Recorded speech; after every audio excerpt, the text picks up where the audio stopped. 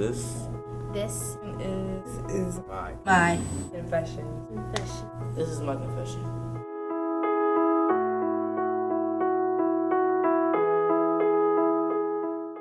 When I was 9, my mom had a heart attack, and the result of it was that she has emphysema now, and that's a breathing disease that attacks your lungs. So when she dies, that's what she'll die from.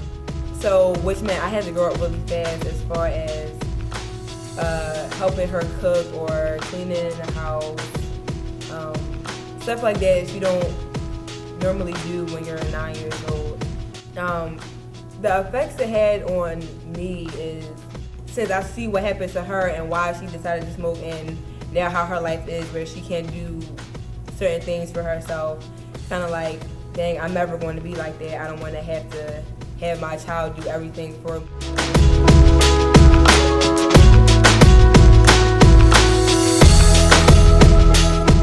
I'm 17 years old and I've never had a boyfriend, but I just feel I'm a little insecure about it because I feel a little bit behind everyone. I mean, like socially. No, I'm not socially awkward, and I have like friends and stuff, and I'm all going. But I just feel as though it's just certain things I'll never experience, like being a teenager, sneaking out to hang with your boyfriend, being with your boyfriend, having a boyfriend.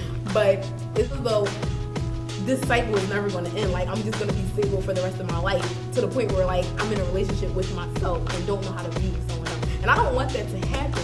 Because like you end up with cats and stuff in your house, and it's just not right.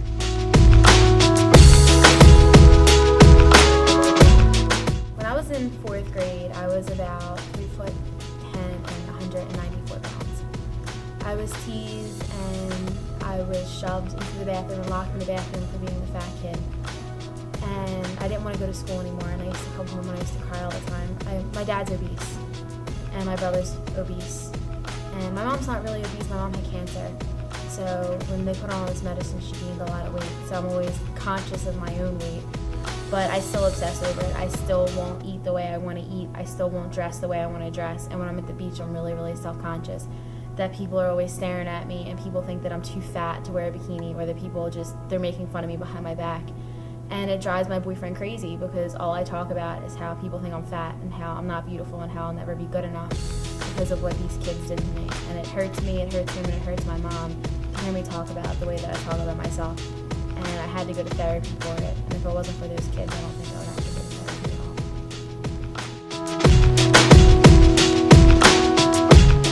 I used to be anorexic, and I used to throw up my food and all that kind of stuff. I guess because my family, every female in my family is like really, really fat, and like they have problems with their weight, and I didn't want to be like that. And I stopped eating or whatever, and then I realized that wasn't going to really help me. So like if I did eat, I would throw it up. And like my best friend, she found out about it, and she helped me through it a lot. And my mom, she found out about it too. But I mean, it wasn't that big of a deal. And, like, I didn't see it being a big deal. And my doctor, she was like, "You're losing too much weight, you're getting too skinny." And it affects my life, because even though I'm not really anorexic anymore, like I still have problems with my stomach, and I still can't like eat certain things, and I still can't eat certain amount of food because I would get sick and I start throwing up. Today, I guess I'm not anorexic anymore.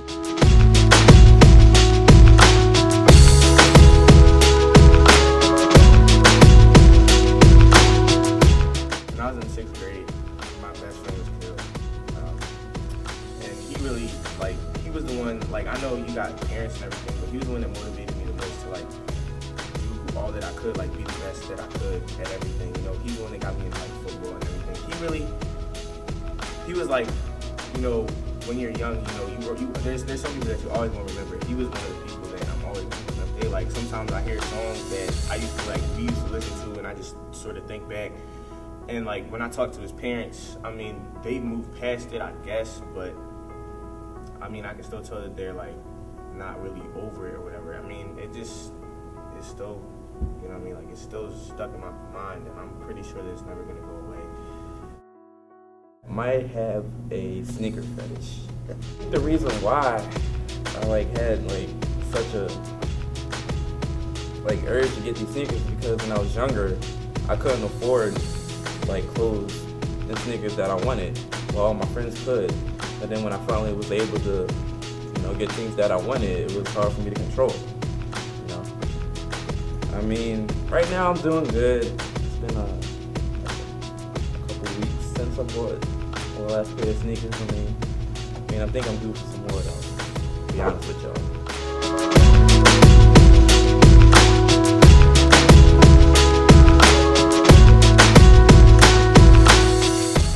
Around my mom, I got put on this front like I like her. I don't. But when my mom and my dad divorced and he moved out, it seemed like that's when everything in my life just went bad. Because my dad wasn't there, so I stopped liking him because he was never there and I felt like he didn't care.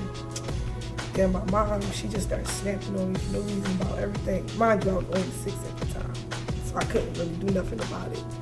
And now it's like I got a lot of hostility towards both my parents, and neither one of them get me. And now I don't know. It's just hard to live life. You got a lot of hostility, and it comes from my parents.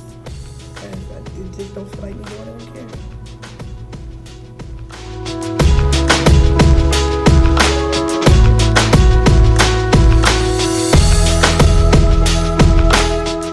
There was an incident with me and this other guy or whatever.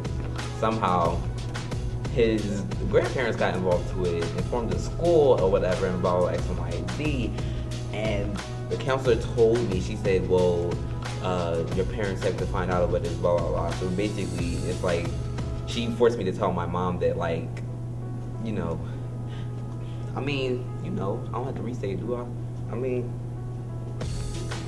basically, she made me tell my mom that I was bisexual or whatever. She didn't have a right. So it's I do feel the type of way about that, and it still affects me now. And it's just sometimes I feel like I shouldn't be allowed because I'm just wrong, But just being here, but I mean, I guess that's a struggle. I'm still trying to overcome it till this day, but I don't know. Sometimes you feel like you're alone in the world and you're only fighting by yourself. I try to tell myself I'm not, but I can't help how you feel, I guess. But, yeah.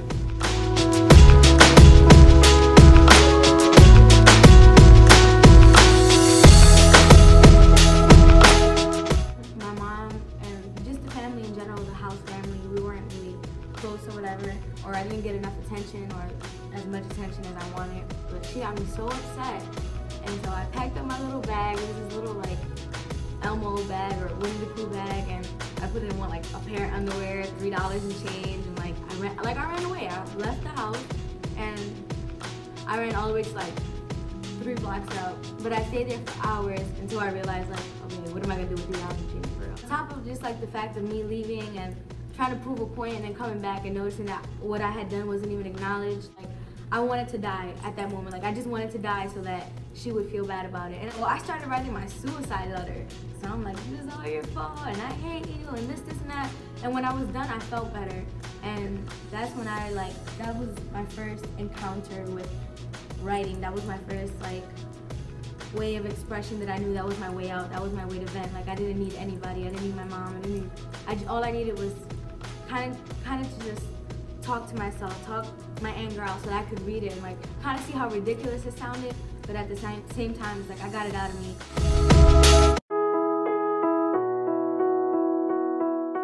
Yelled at because someone's mad at themselves. I feel as though if you're mad, and if I didn't do anything to make you mad, that you shouldn't be yelling at me, because I know there have been times where I've been mad at myself, but I don't take it on other people. It's everything that I try not to do to other people, they do to me.